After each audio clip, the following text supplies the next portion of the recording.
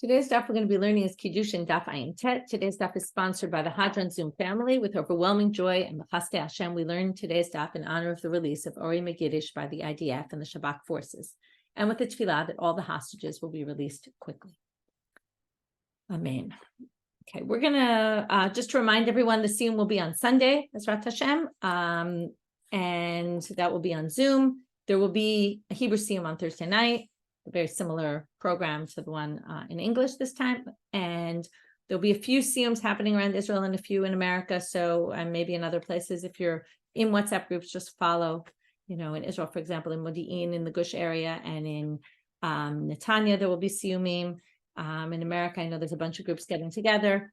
If there's others, just put it up in your WhatsApp group, and that way people in your area will know when, where. Okay, we are going to get started with the Mishnah at the bottom of Ayin Chet Amud Bet. It's a bit of a complicated daf today. I made a study guide to help organize the structure. The structure is kind of clear, but it's a little bit confusing, some of the details, so bear with me. Mi shenatan reshut l'shlucho l'kadesh et bito v'halachu v'kitsha. So we have a bunch of examples now where two people took Kiddushin for the same person, but with somebody else. So a man sent a messenger, an agent, to do shlichut for him, to betroth his daughter. Remember, a father can betroth his daughter, and this is important. Father can betroth the daughter, if you remember, while she's, okay, let's actually do some background, while she's a minor or while she's a na'ara. What is a na'ara? This is all important for today's daf.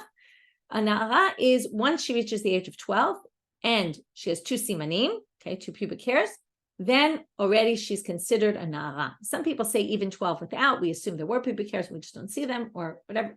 However we go, it's not so important for our purposes right now. But at the age of 12 or 12 with two simanim, she's considered a na'ara. Then she's in a 6-month stage where she's a na'ara. At the end of the 6 months, she's a bogeret. What's the difference? Well, a father can betroth a na'ara, but he cannot betroth a bogeret. Once she's a bogeret, she's in her own domain. This is why nowadays fathers don't generally betroth their daughters, because most people don't get married under the age of 12 and a half. So for all intents and purposes, a bogeret by Torah law, right? That's what we basically have nowadays, which is we get married ourselves. Once she's a bogeret, if a father does Kiddushin for her, it's irrelevant. Okay? That's a very important basic understanding. Now, we'll see in a little while, and maybe I'll already say it since I'm already here, is that in Nida, it talks about Masechet Nida. There's a sugya that talks about what are simanim of bagrut. Now, theoretically, you don't need simanim of bagrut because it's 6 months. It sounds like 6 months on the clock. You turn a na'ara, however you become a na'ara, whether it's just 12 or whether it's 12 in simanim, count 6 months, you're automatically a bogeret. But if there's a woman or a girl who has simanei bagrut, and there's certain simanim, there's a list of them in Nida, what the different opinions are. I'm not going to get into that right now. But if there's certain simanim that show that the girl has reached this age of maturity earlier, because again, the age of maturity depended on bodily signs in those days. So if she has certain signs that show development, physical development, that she's already a bogeret, let's say after 3 months, then she's actually considered a bogeret, okay? Even though the 6 month haven't passed. So even though normally we say it's 6 months, there could be a situation where a woman or a girl has simanei bagrut earlier, and then she's already a bogeret and her father can't betroth her. Okay, that we're going to all get to in a little while. But now we just have a simple case where a father sends an agent to go betroth his daughter to someone, go find me a wife for my son, like Abraham, right, did it for Yitzchak. Imagine, let's take that example. Abraham sends the Eved, right, his Eved, which, according to the Midrash was Eliezer, so let's just use his name. He sends Eliezer to find a wife for Yitzchak, but instead of the way the story went, which is Eliezer went and found a wife, which let's assume that happens. But at the same time, in parallel, imagine if Abraham went and betrothed, right? It's a little, by the way, it's not a good example because he betrothed his son, not his daughter. But imagine, let's say Yitzchak was his daughter. Maybe it's a bad example to choose, but because it's different when it's the son. But let's just say, okay, so he sends Eliezer to marry off his daughter, let's say, and then at the same time, he goes and marries off his daughter to somebody else. So now we have a situation where the daughter is technically, we don't know who she's betrothed to. So this halacha is pretty obvious, although I will say one thing that this is really adding. No, it doesn't say it explicitly. So if he gave reshut, by the way, the whole language is a little bit weird, that he gave reshut to his shaliach. He gave permission instead of saying he appointed a shaliach. Usually we appoint a shaliach or shalach shaliach. Anyway, I don't know why it has a strange language, but he gave permission to a shaliach to go betroth his daughter to someone, and then at the same time he went and betrothed someone to his daughter. Im shalo kadmu kiddushav kiddushin. Im shal shlucho kadmu kiddushav kiddushin. It's all about the timeline. When did the shaliach do it? When did he do it? So when did Abraham marry off his daughter himself? And when did Eliezer do it? If Avram went first, then the kiddushin Avram did.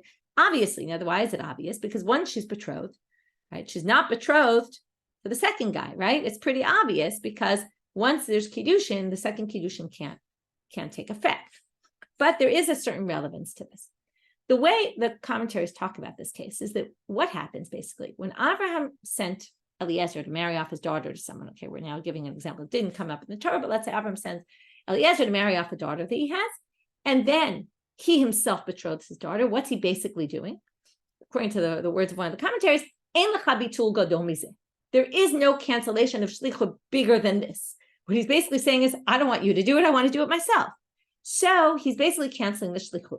Now, obviously, if he cancels it after the shlichut's already done, it's not going to be relevant. But the relevance is like this.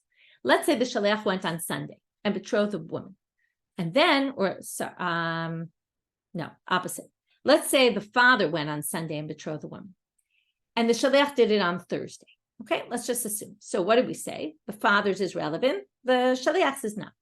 But let's say on Tuesday, the guy, Abraham went on Sunday and betrothed his daughter. Eliezer did it on Thursday. But on Tuesday, the person that Abraham betrothed her to died. And then the shaliach, when he does it on Thursday, what might you say? Well, the kiddushin is valid because she's no longer mikudeshet because the husband died. So what is the Mishnah telling you? No. Abraham canceled the shlichut by marrying her off. So there is no agency anymore. He canceled the agency. This goes back to get, right? If you send a messenger and you cancel the get, even if the messenger brought the get, it doesn't matter. You already canceled the shlichut. Again, there was a bit of a problem with that, but a technical problem, which is she's not going to know. But that was a whole separate thing. That was the tikkun olam. But the basic law is if you cancel shlichut, it's not relevant anymore. So that would be a good relevant case that the Mishnah doesn't explain, but that would come out of our Mishnah. She actually wouldn't be betrothed to guy number 2 because on Sunday, Avram canceled the messenger that he had appointed. But im eino yadua. What if, now here comes the basic case. What if you have no idea? Avram did it and Eliezer did it, and they both did it on the same day, and we don't know who did it first. Okay, if they didn't have good clocks in those days, nobody paid attention maybe to the time, whatever it is, we have no idea. Shnehem notnim get, so she's betrothed by suffix to both and can't be betrothed to 2, right? If she was betrothed to one, she can't be betrothed to the other. So both have to give a get. If they wanted, they don't actually both have to give her a get. That's if she wants to marry somebody else. She wants to stay married to one of them and everybody agrees. So the first guy will give her a get, let's say, or it doesn't matter which one. And the second one can now marry her. Now, according to the commentaries, he would have to do a new Kiddushin because the first Kiddushin perhaps never happened. So, but theoretically, he doesn't have to divorce her. One of them could actually marry her. Now they're going to give the exact same case, but instead of the father doing it for the daughter does it herself.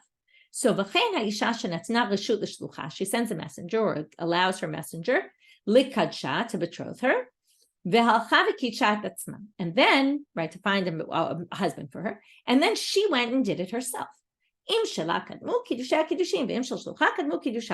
Right, again, it all depends who goes first.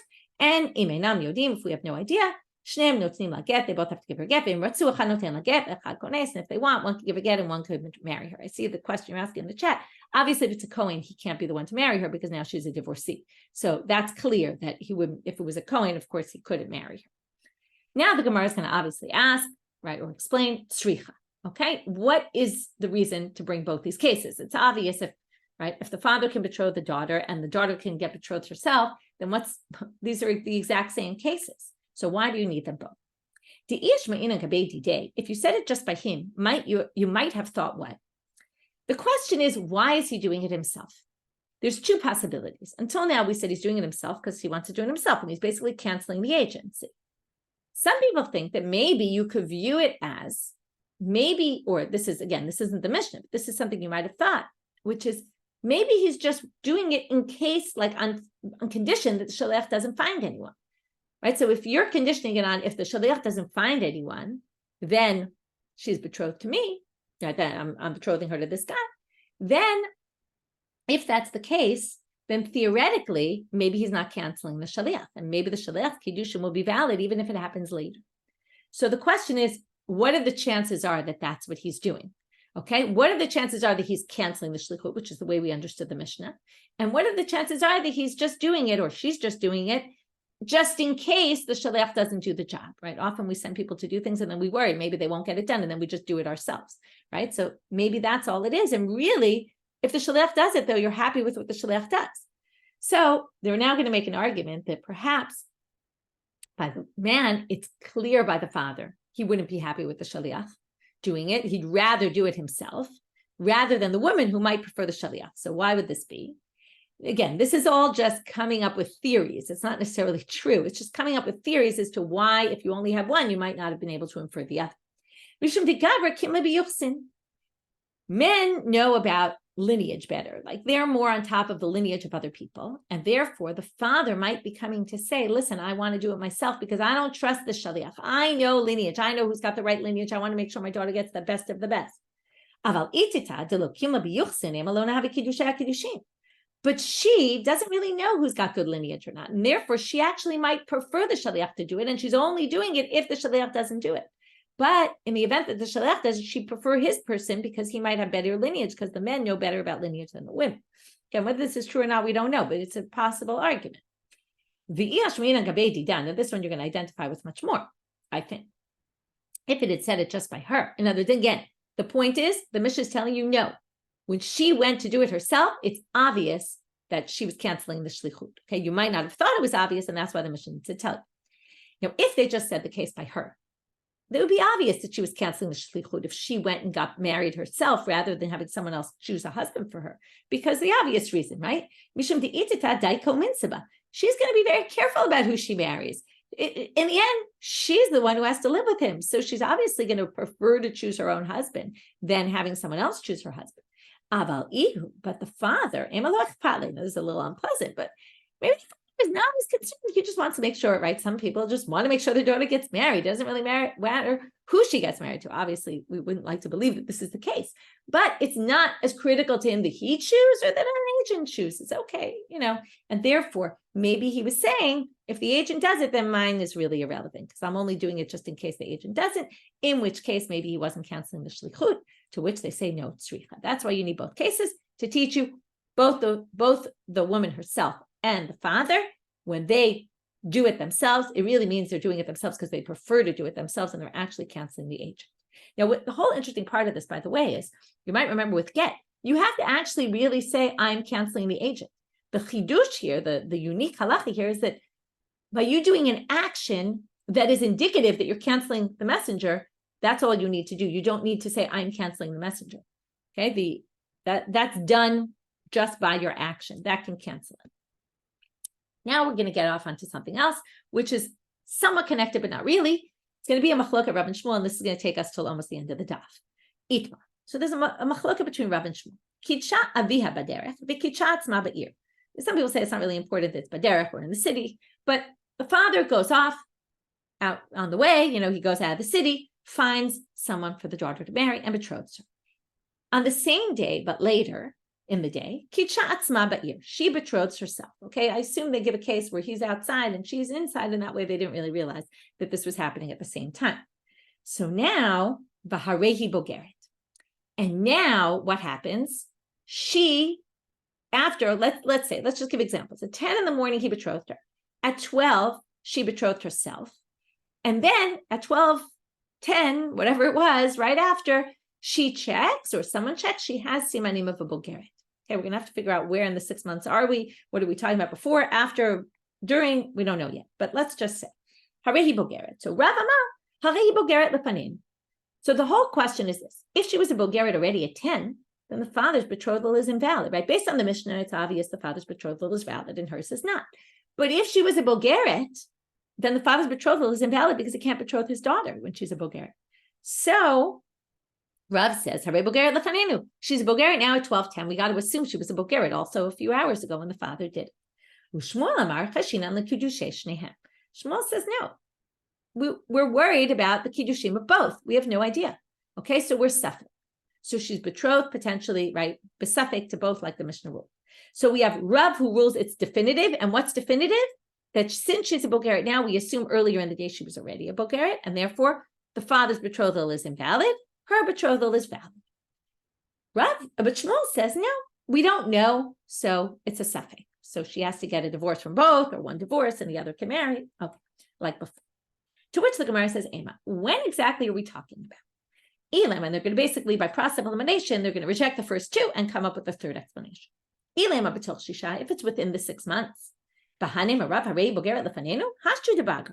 We assume during the 6 months she's not a Bogeret until proven otherwise.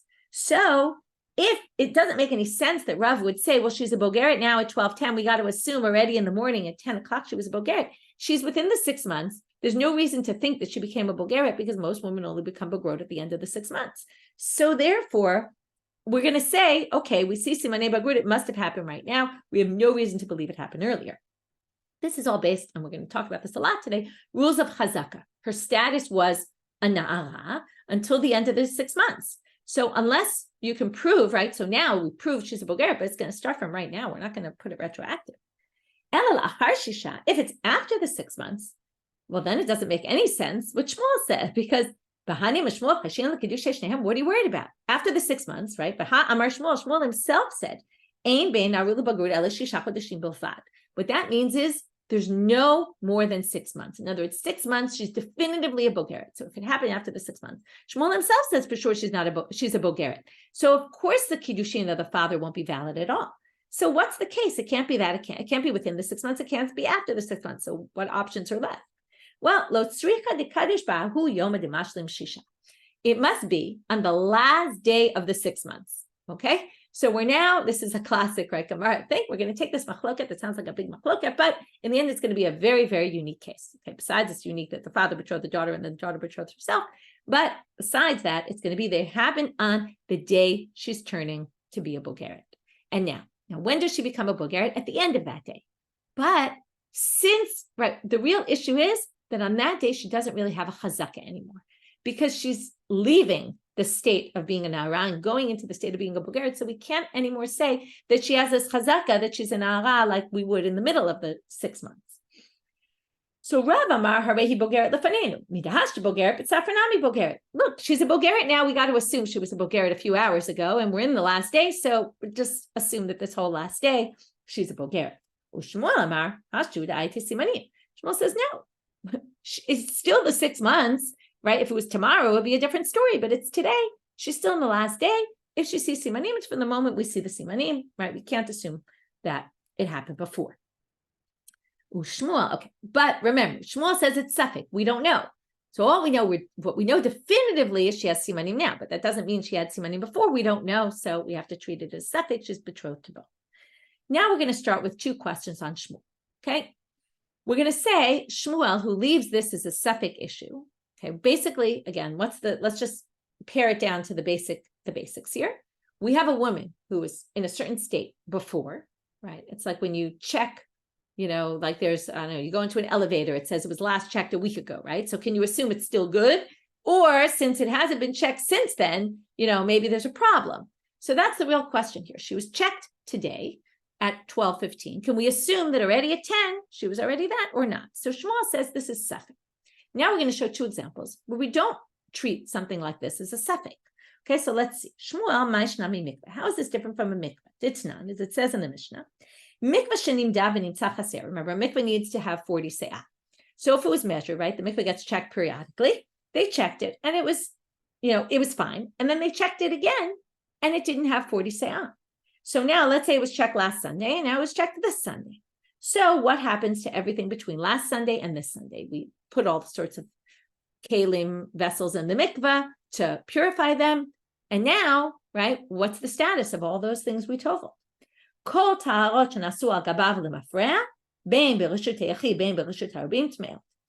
Everything in that past week since the last check is considered impure, meaning we assume, now we're going to say vada, this isn't suffix, this is definitive. How do we know it's definitive? Because you might remember, if you have a suffix about purity or impurity, if it's in a private domain, like the sota, it's all learned out from the sota, we're going to rule suffix, tuma is going to be tameh. if it's in a public domain, we're actually going to rule that it's tahor, that it's fine. But this says whether it's public or private, it doesn't matter. It's tameh, which means it's definitively tameh. It's not a safek. We assume that it was tameh, okay? Meaning vada. And that goes against Shmuel because Shmuel said it's a safek. Shmuel didn't say she's definitely, right? She definitely wasn't a bogeret, then she'd be betrothed to the father's guy, but that's not what Shmuel says. So Shani Hatan, it's a bit of a confusing mahalach, okay, a confusing section here, but let's bear with it. So they say in the beginning, well, what's the difference? The difference is that we could say the vessel that we toveled was tameh to begin with. So all we're doing it is leaving it in its presumptive status that it was to begin with. Now, if we do that with the woman, what was her presumptive status to begin with? A na'ara, right? But now she's a bogeret. So now we're going to have to see how is this different, right? Why is it a safek here? So there we're going to assume it's not a safek because the item was tameh, and all we're doing is we're saying, we don't know what happened with the mikveh, okay, in which case it would be safek like Shmuel. We don't know what happened, but let's just keep the vessel in its presumptive status it was to begin with, which was, it was tameh then, we're going to say it's tameh now. Adrabah, they say, no, you can say the opposite. If you're using laws of chazaka, if we're comparing it to the girl, right, so you could compare it the other way.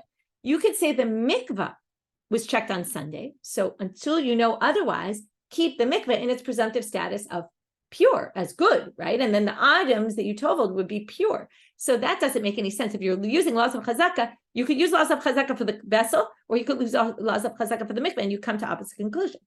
To which they say, no, you can't go by the mikvah's chazaka because harei chaser lefanecha.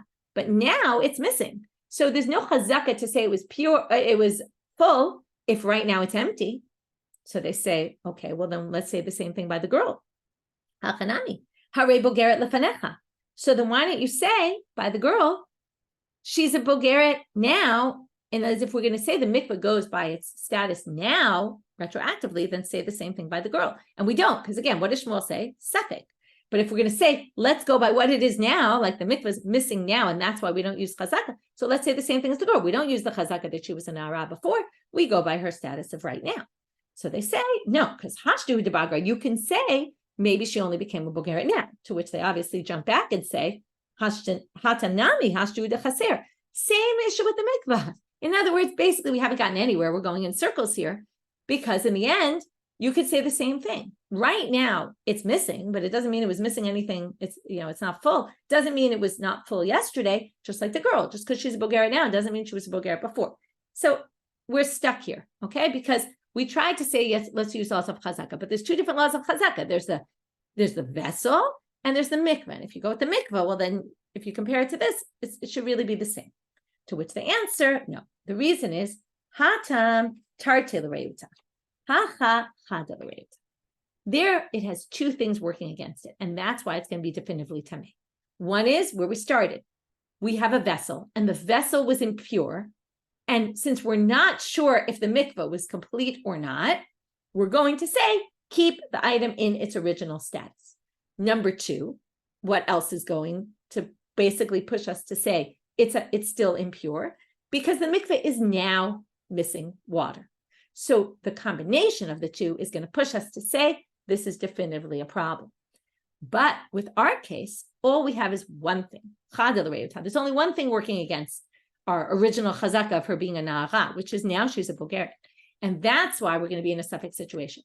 Because we have the chazaka pulling us one way, and we have the fact that she's a bogeret now pulling us the other way. But that's only one against one, as opposed to there, where there's two things pulling. Okay, and that's what we're going to conclude. It's going to be the exact same type sugya with the second question. It's just going to take us a little longer to get to the question. So Shmuel, how is it different from the case of a barrel? The laws here, we're discussing taking trumot and maasrot. Now, you remember trumot and maasrot, you have to take, let's say you have lemons and oranges, you have to take a lemon for the lemons and an orange for the oranges. You can't take a lemon on oranges, right? You can't separate tithes from one item for a different.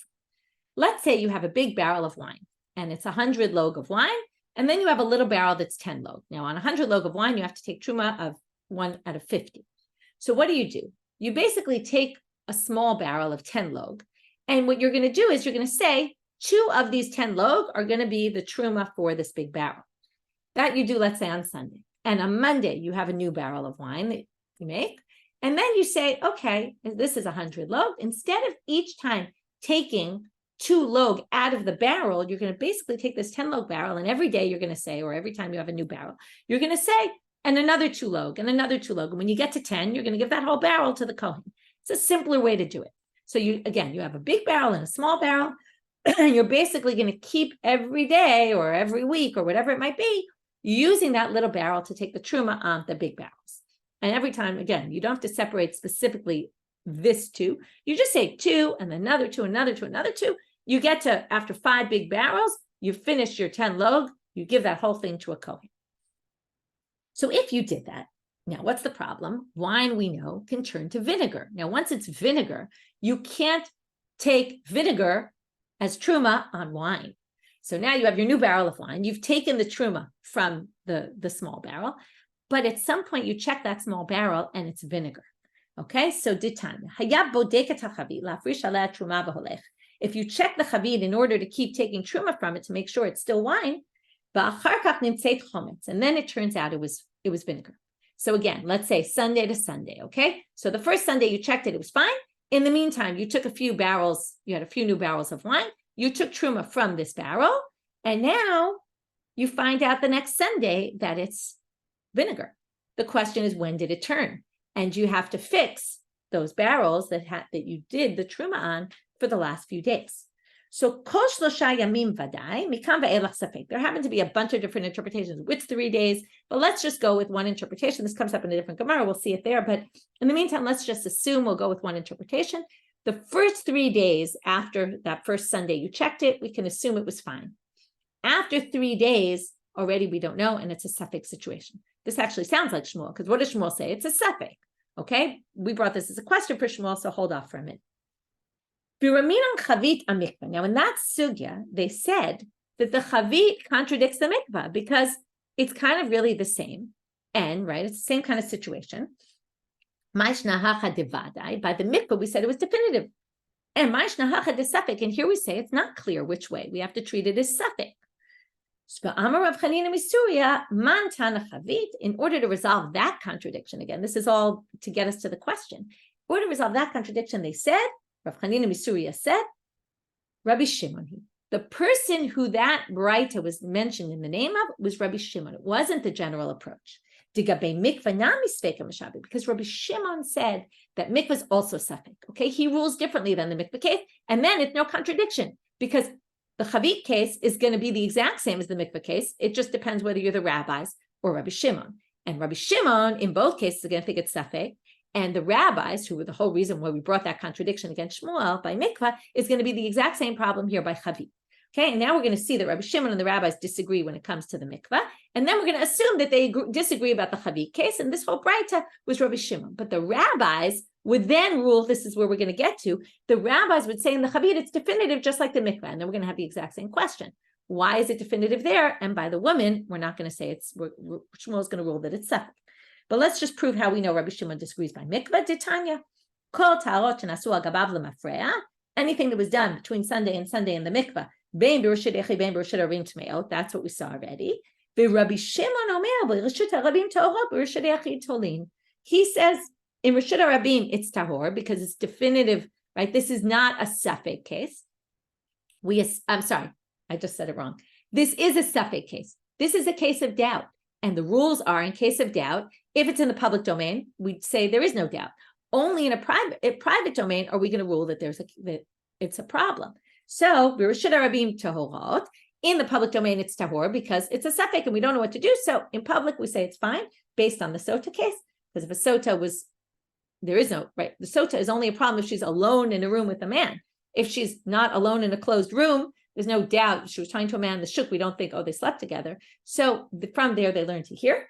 We have to be strict. Okay, we have to, because it's a safek and safek we're going to rule stringently. But here's the key line: but according to the rabbis, that barrel of wine that you took on Monday, you took trumot, or not Monday, it would be from Wednesday, Thursday, Friday, Shabbos. You can't do it on Shabbos, but let's say Wednesday, Thursday, Friday, and Sunday, before you found that it was vinegar, all those are going to be definitively tevel. And then now we're going to ask our question on Shmuel. So why in that case is it definitively tevel? And in our case, it's actually only safek, right? Where we don't know which one she's married to, she's going to need a divorce from both. To which they answer the same type of answer. And it's going to be that long-winded answer. Shanei hatam di'ikalamemer ha'amid tevel achezkato. Ve'emar lo nitzkan. What's the original chazaka of the barrel of wine, the big one that's 100 log? It was tevel, meaning it hasn't. You haven't taken trumot or maasrot. That's the chazaka is what's his presumptive status. Until we know otherwise, it was tevel. So if you have a suffix about whether, right, it worked or not, and let's take Shmuel. Shmuel said suffix. If you're suffix, well, keep it with its presumptive status. His presumptive status was tevel. We're going to keep it in its presumptive status, just like we said with the vessel. It was impure. We're not going to say it's pure based on a suffix. Maybe the mikveh was full, maybe it wasn't. But then they say, Adrabah, same thing as before. We have two barrels. One, presumptive tevel. The other one, if you want to go by presumptive status, well, the small barrel, we checked it on Sunday and it was wine. So why don't we just assume that presumptive status stays throughout the week until we know otherwise, if you're going by presumptive status? So they said, Harech mitzlefanecha, but you can't go by presumptive status when you know it changed. It already turned bad. That's why we assume it's not wine anymore. We don't go by presumptive status, to which they say, well, let's put that back on the woman then. That's why we're saying it's definitive. But hachanami, harehi bogeret lefanenu. Well, if you're going by presumptive status of now, right, that now breaks the previous presumptive status in a definitive way, then the woman who's a bogeret now, we should assume she was a bogeret before also, because it breaks the presumptive status that the woman was a na'ara. And then it would be definitively that only her Kiddushin, and that's Rav, that's not Shmuel. To which they say, what do you mean? Hashdu debagra, you assume she only became a bogeret now. To which they say, obviously, hachanami hashdu deichmitz, but the same thing with the vinegar. That's why are you saying with the vinegar, we assume it went bad already before. With the woman, we assume it went bad now. To which they're going to answer, no, she grew up now. To which they're going to answer, hatam tar to the reuta, hachad to the reuta. Same exact thing as before. We have two things pushing us to say it's tevel. Number one, the barrel itself was tevel to begin with. Number two, the wine now spoiled in the other barrel. So we have two things pushing us to say it's definitively tevel, and that's why they rule definitive. But in our case, there's only one thing, which is right now she's a bogeret, but that's only one thing, and it's not two, and therefore that's not enough, and that leaves us in a suffix situation. So what we did here, let's just review our daf so far. We had the Mishnah with the two cases of the woman and the father who send shlichim, and one does it first before the other. And we said, why do you need both cases? We explained the uniqueness of each case and why you might have thought in one case yes, and the other case not. And that's why we said no, in both cases, really, they're canceling the messenger. Then we moved on to this machloket Rav and Shmuel, and then we brought two questions on Shmuel, right? First, we had to explain in what case are they arguing, and we got to the point that they're arguing specifically on the very last day of the 6 months. And because then already there's no real chazaka anymore of na'arut. And then we brought these two questions on Shmuel. Why is it clear in these other two cases, and yet it's a suffix in our case? And in the end, they explained the difference, because in each of those cases, there's two things pushing us to say it's, right, we go by the earlier, whereas, right, we go by its presumptive status that it was beginning. But in our case, we only have one to say that something changed, right, that it's not the same as before. And therefore, we're going to, right, sorry, both those times well, it depends how you view it. But we basically say the change that happened now is going to be indicative of what was before, okay? And then, but that's because there's all these presumptive statuses, issues, chazakas, that are going to push us to be saying that. And we have one, this presumptive status that the item was wrong, needed fixing. So we're not going to say it was fixed out of suffix, and the other item turned bad, basically, or is no, right, the mikveh is no good, the wine turned sour, and that's why we're going to say it's definitive, whereas our case is a suffix case. The next section of what we're going to do is suggest in two different ways that maybe the machloket between Rav and Shmuel is a machloket between tannaitic. The first case is going to be different than our case, and the second case is going to be exactly the same, but yet we're still not going to be able to prove that it's a tannaitic debate. So Nema Ketanai, turning now to Amud. The case here is a man gave away all of his possessions to somebody and then changed his mind about it. Now the rules are, if you did it on your deathbed, you were sick and you thought you were going to die, and that's why you gave all your possessions to someone. Let's say you didn't want your kids to inherit, so you give all your possessions as a gift to someone, and then you change your mind because you got better. Well, we let you change your mind, okay? Because otherwise people will be scared on their deathbed, and they won't do anything. So we allow that. But if you were healthy at the time, then we don't allow you to change your mind. You did that, tough luck. You gave away all your property. What are we going to do? We're not going to let you just change your mind about it. Maybe you were a little silly for doing that, but you made a mistake. You have to live with it. So now, if we have a case where we don't know whether the person was on their deathbed or not. And he claims, I was on my deathbed when I said it. And the people who he gave the possessions to say, what are you talking about? You were totally healthy when you said it. And we don't have a way to do it. So who is able to take the money out of who? There's two options. Either he's still holding the property, the person who said it, or maybe they're holding the property. So who can pull the property out of who? Who has rights here? So mi motzi miyad, who can take out of who? Hu motzi miyadam below raya. He can demand the money back without being able to prove, even if he can't prove that he was sick at the time, that he was on his deathbed, he can get it from them. But they can't remove the property from his possession unless they have a proof. Okay, now, the reason for this halacha, this is Divrei Rabbi Yaakov. The reason is that we assume, okay, some people say we're talking about land, and land always remains there's a general rule. This basically is saying it's a suffix situation. This is going to match Shmuel. We don't know what to do. We really don't know. Was he sick or was he well? We treat it as a suffix. Now, what are the rules of suffix? The person who wants to take the money out of someone else's hands has to prove it. So in this case, you would say it all depends on where the property is. But if he already gave him the property, it really doesn't, it's not considered in their possession because it's still land like this. If there's a doubt, it's considered in the possession of the person who owned it originally. And he's the original owner, so the rights go with him. So basically, this means it's a suffix situation. We don't know what to do, but we go by rules of suffix, which means it's called a chazkat marekama. It's in the possession of the original owner until proven otherwise. So that shows suffix, and that would match Shmuel. Rabbi Natan Omer, im barihu alav lavi raya shaya shchimera, v'im shchimerahu alehem lavi raya shebarihai. Now, what does Rabbi Natan say? The exact same thing that Rav says, which is what? We look at what he is now. If he's sick now, then we assume he was sick then and on his, thinking he was going to die. If he's healthy now, then we assume he was healthy then. We basically take the status now and we move it to retroactively. And basically, if anyone wants to prove otherwise, well, they have to prove it. In other words, without any proof, we go by what he is now. So name a Rav Damarka Rabbi Natan Shmuel Damarka Rabbi Yaakov. So this lines up with Rav and Shmuel, to which they say no. Amar Lacha Rav, and now they're each going to distinguish between that situation and our situation.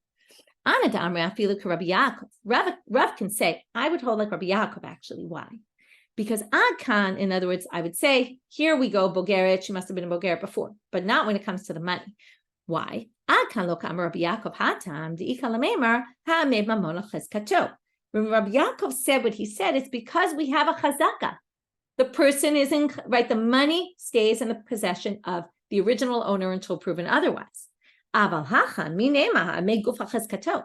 But in our case, remember, we're in last day of the 6 months. She no longer has a chazaka. So we can't say leave it chazkat haguf of what she was before because there is no chazkat haguf. And the only thing we know is that she's a Bulgarian now. So we assume that was also.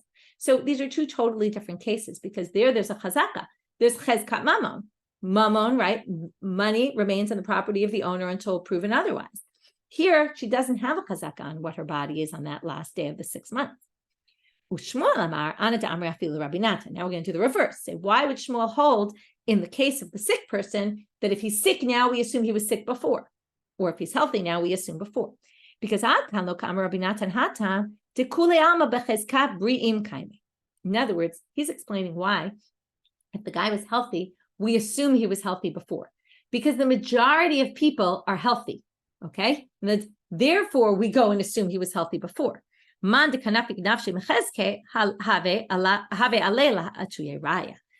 if you want to prove that the guy was really, if the guy wants to prove he was really sick and it's his, then he's got to prove it because most people are usually healthy. And therefore we have a majority rules here. Okay, and that's pushing against. Right here, it's not like she's trying to take herself out of some presumptive status. Again, there is no presumptive status here. So basically each one is not going to be able to. We can't say that this is the same machloket because there's reasons to think that when it's the money case here, where there's clear chazakot and clear majorities, it's not the same as here, where we're in this one day that could really be equally either here or right, either that way or this way. And that's why each one can't necessarily hold the same thing. Okay, nema kahane tonight. Now we're going to do something that seems much more simple, which is look at this machloket tanaim. It's exactly our case. And there's a disagreement which matches exactly in the lines of Rav and Shmuel. So this is going to be much more clear. Nema kahane tonight. So why don't we suggest it's the same as this machlok? Kidsha via baderech, v'kidsha atzma be'ir. Same exact thing, right? He did it on the way. She did it in the city. V'harehi bogeret, and now it turns out she's a bogeret. Tanacha, the one braita says harehi bogeret lefanenu, which is exactly Rav, right? She's a bogeret now. We assume she was a bogeret before. V'tanya idach cheshin on the kiddushin nehem, and the other one says we assume it's a safek. Well, that sounds pretty much clear. My love, chad kerav, chad keshmuel. One braita matches Rav, one braita matches Shmuel. Perfect. Can't say there's a difference here because it's the exact same case, as opposed to the money case, which was different. To which the answer, no, not necessarily. Interesting answer. Lo, idi v'idi keshmuel. Kan b'machashto, kan b'she'em machashto. One case, and this we haven't discussed yet, is where she denies.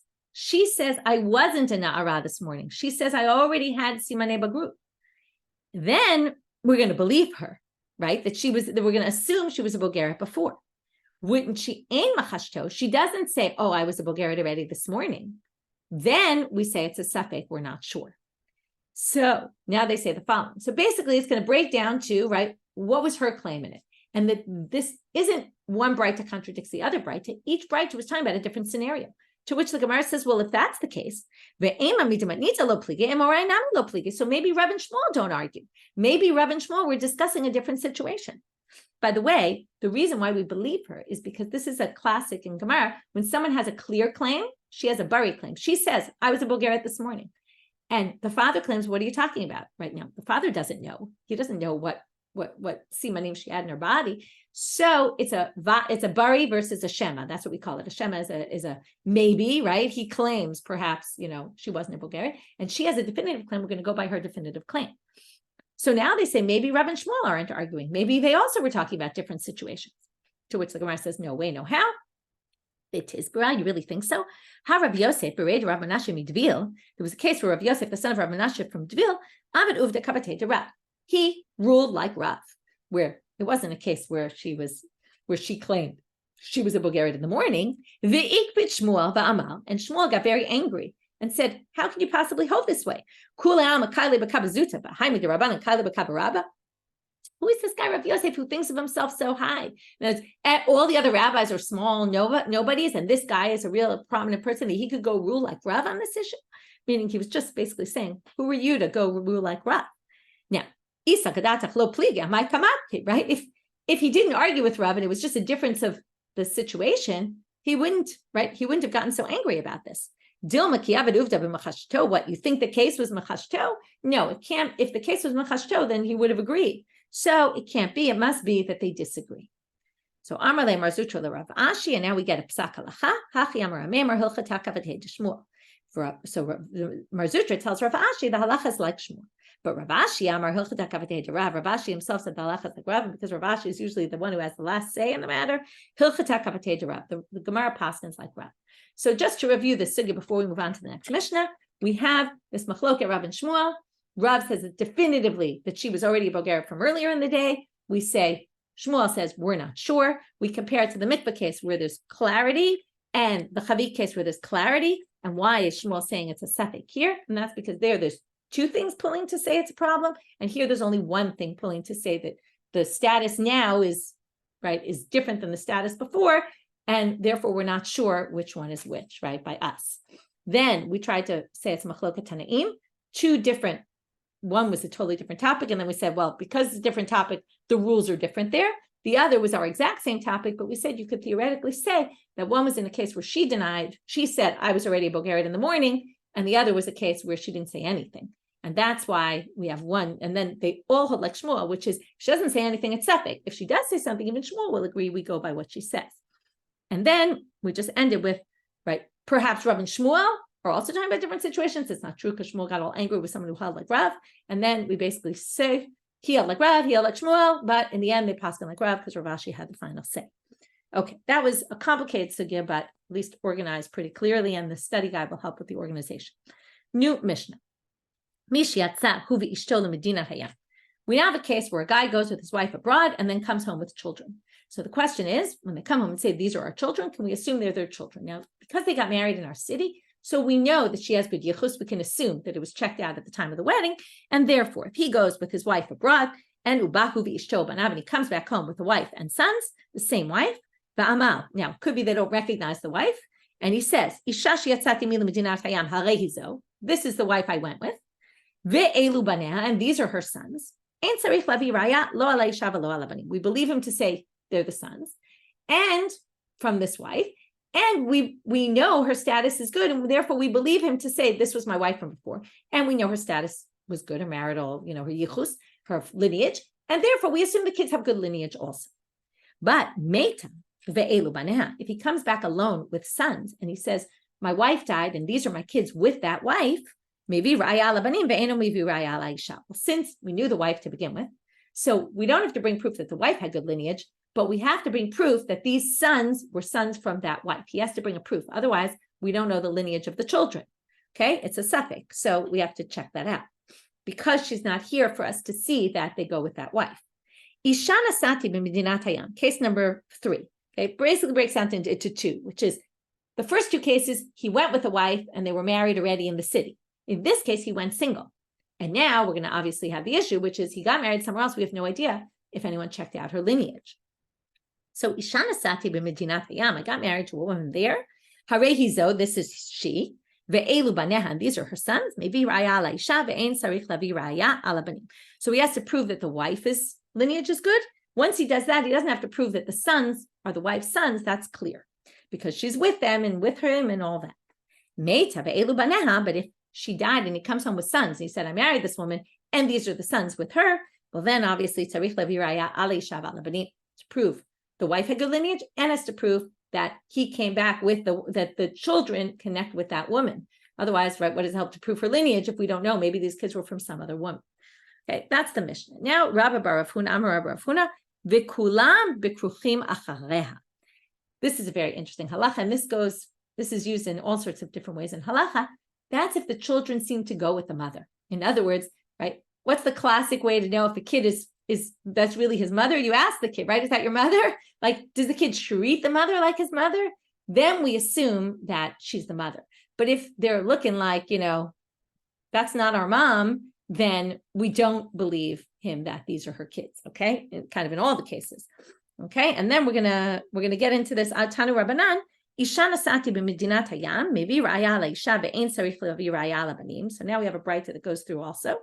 If he says, I married this woman abroad, he has to bring a proof that he married the woman, but he doesn't have to bring proof that he married the sons. And he has to bring a proof that the older sons, but he doesn't have to bring any proof for the younger sons. So this is going to connect with what we just said. That's only if there's one woman. And why is that? Because the ketanim clearly go with her, right? They're attached to her. Older sons are not necessarily attached to their mothers, and therefore, right, and they could lie and they could be told to lie. Little kids don't lie. So the little kids we're not worried about, the big kids we're worried about. But that's all if he comes with one wife. Now, what's the issue here? And this is you might have been thinking about. If he has 2 wives, it could be that one wife is just much more capable of taking care of the children. And maybe the children think they're connected with that mother, even though that's not really her mother. So then he would have to bring proof for the young ones and for the older ones, because even the younger ones, if they seem to follow her, it could be just she was the one who took care of them. And they treat her like their mother, right? Like adopted kids, right? You wouldn't necessarily know that she's not the real mother. So the kruchim is a little bit tricky here, is what they're saying in certain situations. Okay, we'll end here and we'll pick up with this topic tomorrow. Wishing everybody a good day.